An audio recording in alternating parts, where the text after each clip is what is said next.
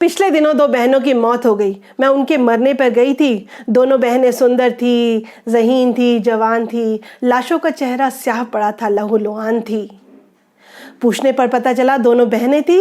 रिश्तों में खटास थी, दोनों में अनबन थी, इसलिए परेशान सी थी। पर मौका क्योंकि मौत का था और मौत भी 2 बहनों की थी, इसलिए पूछना ठीक न लगा। मैं इधर उधर देखने लगी, कोई जानकार मिल जाए सोचने लगी। पर उस मौसम गमगीन में किसी का मिलना आसान ना था। दरअसल वहां हर शख्स परेशान सा था। तभी मेरी नजर एक बुजुर्गवार पर पड़ी। दुख में कुबड़े थे, हाथों में था सर। हालात को देखकर मैं उनके पास गई सरक कर और बोली, ये माजरा क्या है, कुछ तो बताइए। अरे ये हुआ क्या है? बुजुर्गवार मुझे देखकर बोले, लगता है नई पीढ़ी की नई पौध हो। फेसबुक और ट्विटर पर वक्त बिताते हो, हैरी पॉटर और बैटमैन के दीवाने हो, पुरजोर बेशर्मी से वैलेंटाइन मनाते हो, सुबह सुबह टाइम्स ऑफ इंडिया में पेस्ट्री का तबसरा तो करते हो, पर तुम्हारे देखते देखते 2 जिंदा जुबानें मर गईं और तुम उन्हें पहचानने से इनकार करते हो। मैं भौचक सी बुजुर्गवार को देखती रह गई, कलेजा मुंह को आ गया। दरअसल वो 2 लाशें हिंदी और उर्दू की थी। धीरे से बुजुर्गवार को कहते सुना कि ये 2 बहनें हिंदुस्तान से अपनी मोहब्बत का दावा किया करती थी। हिंदी कहती थी, भारतवर्ष पर मेरा अधिकार है क्योंकि भारत ही मेरा संसार है। यहाँ जन्मी हूँ, पली हूँ, पढ़ी हूँ, कोटि कोटि जनता की संपर्क करी हूँ, अनगिनत कालों से जीवन को जीवा दी है। रीति काल हो, वीर गाथा हो, गुप्त काल हो या छायावाद हो, प्रेमियों के सुंदर कलरव हो या वीरों का सीनाद हो, और मैंने ही अज्ञा की कविताओं में समझा है मनोविज्ञान, और मैंने ही दिया है प्रेमचंद को अंत में गोदान।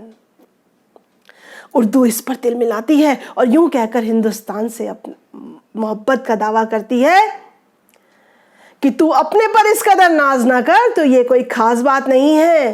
हिंदुस्तान को मैंने भी गजल, नज्म और शेर दिए हैं। मेरी मोहब्बत बरसों पुरानी है। चंदर बरदाई ने रासों में और तुलसी ने मेरे ही सदके किए हैं। यह सच है कि मेरी सांसों में घुटन है और मेरे लफ्जों में थकन है, पर नानक और दयाशंकर की बोली हूं, बहुत नाजों से पली हूं, गालिब के आंगन में खेली हूं। तुझे प्रेमचंद के गोदान का क्या घमंड रखा है? प्रेमचंद ने ईदगाह, कफन और शतरंज के खिलाड़ी का उन्वान मुझी में लिखा है। हिंदी बोली, मैं संवेदनाओं की भाषा हूं, मानव मन के कृष्ण भावों को व्यक्त कर सकती हूं। रामधारी सा दिनकर है मुझ में। उदाहरण देती हूं। रात यूं कहने लगा मुझसे गगन का चांद, आदमी भी क्या अनोखा जीव होता है। मुश्किलें अपनी बनाकर आप ही फंसता और फिर भी बेचैन होकर जागता न सोता है। उर्दू इस पर बोलती है, भावनाओं पर तेरा कोई इशारा नहीं। बारिश हुई तो फूलों के तन चाक हो गए, मौसम के हाथ भीग कर शफ़ाक हो गए। जुगनों को देखने की दिन में कोशिश करें, बच्चे हमारे अहद के चालाक हो गए। हिंदी ने कहाँ रण छोड़ना था, उसे तो उर्दू का दावा तोड़ना था। सोच में क्षण भर पड़ी, फिर उसके माथे पर चमक चढ़ी। मुझ में प्रसाद सी रक्त धारा है, रक्त में उबाल है और रण प्यारा है। मेरी कविताओं में मेरे कवि वर्जनाओं से नहीं डरते। देखो राम ने कैसे सिंधु को ललकारा है। उस काल मारे क्रोध के तनु कांपने उनका लगा, मानो हवा के जोर से सोता हुआ सागर जगा।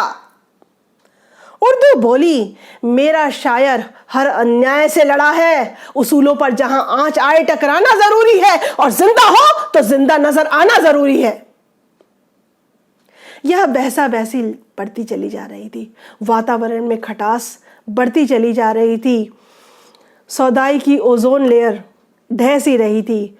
अब उन भाषाओं का शाब्दिक इतना गर्मा गया कि जिस हिंदुस्तान से वह मोहब्बत का दावा किया करती थी, उस हिंदुस्तान के पीढ़ियों का संतुलन गड़बड़ा गया।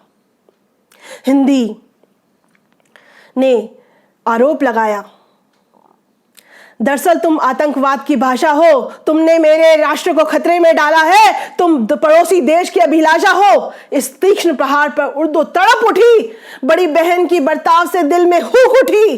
पहले ही रिश्तों में कड़वाहट थी, समझदारी की अपेक्षा नाहक थी। वह गरज कर धमक कर बोली, फैसला हो कि किधर जाना चाहिए, पानी हो तो सर से गुजर जाना चाहिए। हर बार एड़ियों पर गिरा है मेरा लहू, मक्तल में अब बतर्जे दीगर जाना चाहिए।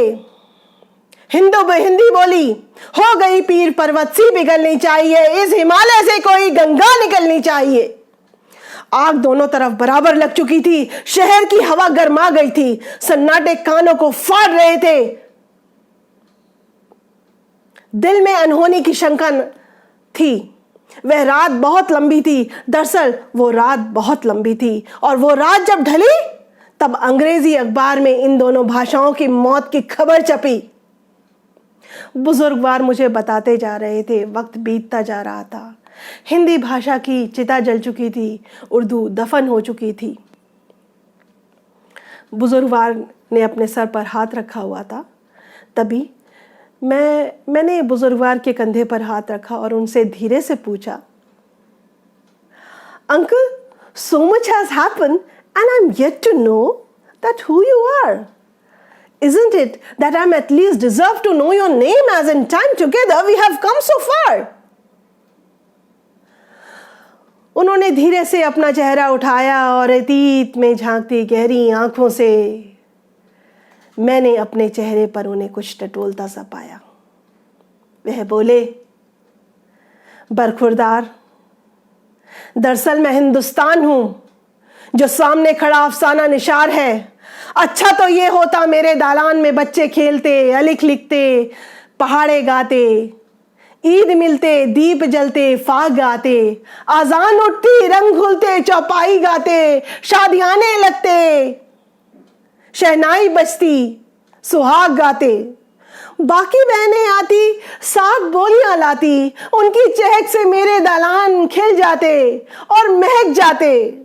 होना तो ये था, पर ये ना हुआ, और जो हुआ वो मेरे दालान में दो बहनों की रंजिशों का शाहकार है। बरखुरदार, तुम घर चलो, मैं यहीं रुकूंगा। मुझे अभी 25 और मौतों का इंतजार है।